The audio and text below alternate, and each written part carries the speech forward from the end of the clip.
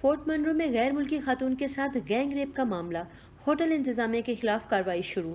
تفصیلات کے مطابق فورٹ منرو پولیس نے اجتماعی زیادتی کے دونوں ملزمان کو گرفتار کر لیا ہے اور اس کے ساتھ ساتھ ہوٹل انتظامیہ کے خلاف کارروائی شروع کر دی ہے۔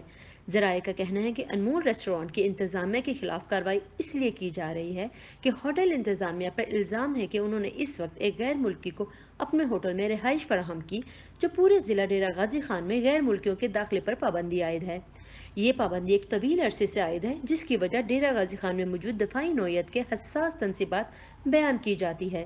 پولیس ذرائع کے مطابق ہوٹل مالکان اس بات کے پابند تھے کہ وہ کسی غیر ملکی کے علاقے میں موجودگی کی فوراً اطلاع فراہم کرتے، لیکن ہوٹل مالکان نے پولیس کو امریکی شہری ارابیلا کی موجودگی کی اطلاع فراہم کرنے کے بجائے اسے رہائش کے لیے جگہ فراہم کی۔ 21 سالہ امریکی خاتون ارابیلا نے الزام عائد کیا ہے کہ راجن پور سے تعلق رکھنے والے محمد مزمل شہزاد اور ڈیرہ غازی خان سے تعلق رکھنے والے اذان کھوسا نے اسے جنسی زیادتی کا نشانہ بنایا۔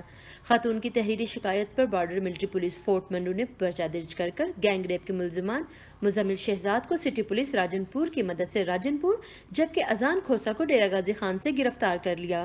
پولیس کے مطابق ارابیلا 15 جولائی 2022 کو کراچی سے راجن پور پہنچی جہاں وہ ملزم مزمل شہزاد کے گھر رہائش پذیر رہیں۔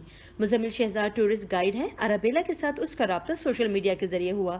مزمل نے اسے راجن پور آنے کی دعوت دی اور یوں ارابیلا کراچی سے ان کے ہاں پہنچی۔ مزمل پہلے سے اپنے گھر راجن اور بعد میں اسے جامپور لے گیا جہاں سے وہ فورٹ منرو کی سیر کو نکل پڑے۔ راستے میں وہ ڈیرہ غازی خان سٹی میں بھی رکے اور مختلف مقامات کی سیر کی۔